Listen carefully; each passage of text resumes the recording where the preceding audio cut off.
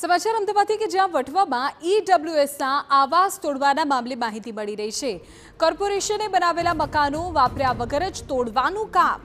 Standing કમિટીમાં મંજૂરી પહેલા જ 70% મકાનો તોડી પડાયા। સ્ટ્રક્ચર સ્ટેબિલિટીનો રિપોર્ટ નેગેટિવ આવતા લેવાનો નિર્ણય। 15 વર્ષ પહેલા બનાવેલા આવાસના મકાનો કોઈને ફાળવવામાં ન આવ્યા। 15 વર્ષમાં જર્જરી થયેલા મકાનો કોઈને ફાળવવામાં નહોતા આવ્યા। ઘણા સમયથી આવાસના મકાનો બંધ હાલતમાં હતા। વિપક્ષે આ મામલે સવાલ ઉઠાવ્યા હતા કે ગરીબોના આવાસના નામે કૌભાંડ ચાલી રહ્યું છે। કોન્ટ્રાક્ટર અને જવાબદાર અધિકારી સામે પગલાં લેવાની માંગણી કરી છે।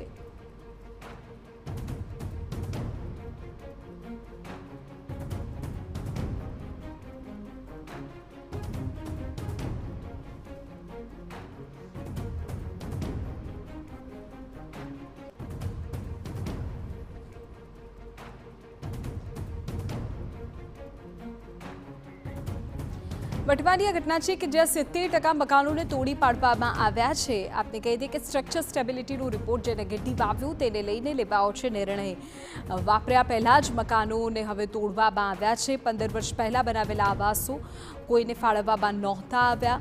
15 વર્ષમાં જર્જરી થયેલા મકાનો કોઈને ફાળવવામાં ન આવ્યા અને હવે તેનું તોડવાનો આ મામલો સામે આવ્યો છે।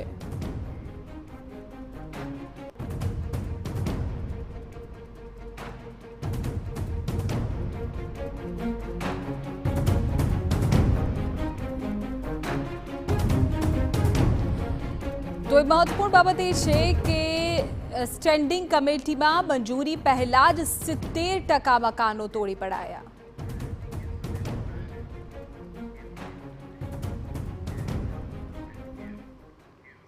તે રાજપૂતે વધુ જાણકારી મેળવી અમારા સંવાદદાતા જિગ્નેશ આપણી સાથે અત્યારે લાઈવ જોડાઈ ગયા છે। જિગ્નેશ, આ કોઈ મામલો શું છે? મકાનો વાપર્યા પહેલા જ તોડવાની આખી આ ઘટના, પૂરી વિગત।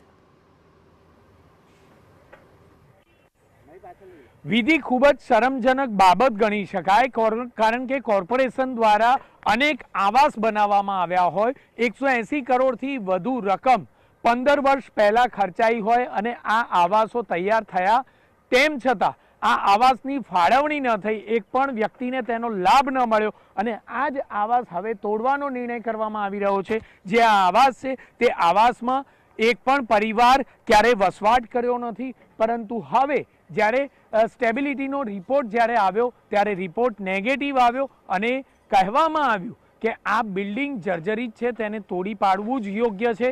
આ પ્રકારનો જો નિર્ણય હોય તો આખરે સવાલ એ થાય કે આખરે જે બિલ્ડર છે કે જેણે, જે કોન્ટ્રાક્ટર છે જેણે આ બાંધકામ કર્યું છે તેની સામે FIR શા માટે નહીં? બીજી બાજુ કે સ્ટેન્ડિંગ કમિટીમાં કામગીરી આવે, મંજૂરી મળે તે પહેલાં જ લગભગ 70% જે બ્લોક બનાવેલા હતા તે તોડી પાડવામાં આવ્યા અને સમગ્ર મટીરિયલ છે તે હટાવી લેવામાં આવ્યું।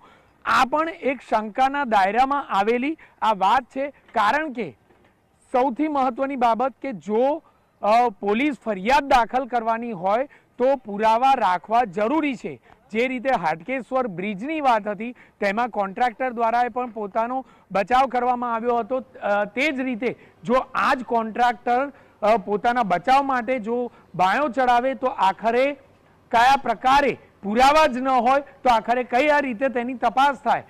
પોલીસ ફરિયાદ શા માટે આ કિસ્સામાં કરવામાં આવી નથી? કારણ કે કોન્ટ્રાક્ટરની બેદરકારી હોય તો તેની સામે પોલીસ ફરિયાદ અચૂક થવી જોઈએ, કારણ કે 15 વર્ષમાં જો કોઈ આવાસ જર્જરિત થાય તો ખૂબ જ હલકી ગુણવત્તાની કામગીરી તેણે કરી ગણાય, માટે તે તો જવાબદાર છે જ, સાથે તે વખતે સુપરવિઝનમાં અને કામગીરી કરનાર અધિકારીઓ પણ એટલા જ જવાબદાર છે। મારી બીજી તરફ પણ આવાસો દર્શાવીશ કે જે અનેક આવાસોમાં એવા બ્લોક છે કે ફાળવવામાં આવ્યા નથી।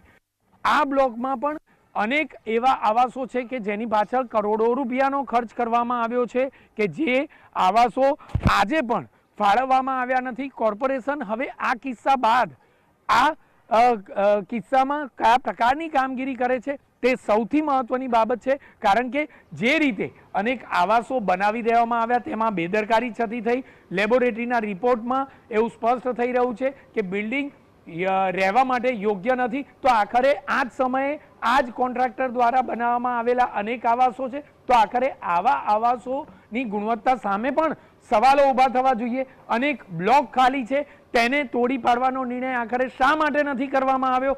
શા માટે સ્ટેન્ડિંગ કમિટીમાં મંજૂરી પહેલા જ કામગીરી કરવામાં આવી અને 70% કામ પૂર્ણ કરી દેવામાં આવ્યું? શા માટે પુરાવાનો નાશ કરવામાં આવ્યો? શા માટે પોલીસ ફરિયાદ દાખલ કરવામાં નથી આવી? શું કોન્ટ્રાક્ટરને છાવરવામાં આવી રહ્યા છે? શું અધિકારીઓને કોઈ પણ પ્રકારે કોન્ટ્રાક્ટરનો બચાવ કરવો છે? આ તમામ બાબત સૌથી મહત્વની છે, કારણ કે કરોડો રૂપિયા ખર્ચાઈ ગયા. જે આવાસ યોજના છે તે બનાવી દેવામાં આવી અને હવે તેને તોડવા માટે પણ ખર્ચ કરવામાં આવી રહ્યો છે. તો આખરે હવે આ જ આવાસોની જગ્યા પર હવે શું બાંધકામ કરવામાં આવશે, તેની પાછળ કેટલો ખર્ચ કરવામાં આવશે, તે બાબત પણ એટલી જ મહત્વની છે. વિધિ, બિલકુલ જિગ્નેશ, આગળ પણ આપની પાસેથી અપડેટ મેળવી છે તો અમારા સંવાદદાતા જે પ્રકાર જણાવી રહ્યા છે, આખી ઘટનામાં અનેક સવાલો ઉપજી રહ્યા છે કે શા માટે આ મામલે કોન્ટ્રાક્ટરની સામે કોઈ કામગીરી નહીં, પ્રજાના કરોડો રૂપિયા પાણી માગ્યા, પહેલાં તો કરોડો રૂપિયાનું બાંધકામ કરી દેવાયું, હવે જ્યારે એનો સ્ટેબિલિટી રિપોર્ટ જ નેગેટિવ આવ્યો છે ત્યારે ફરી કરોડો રૂપિયા તેને તોડવામાં લગાવવામાં આવી રહ્યા છે. જે મકાનોને કદી વાપર્યા નથી, જ્યાં કોઈ દિવસ વસવાટ થયો નથી, આવાસને અત્યારે તોડાઈ રહ્યા છે.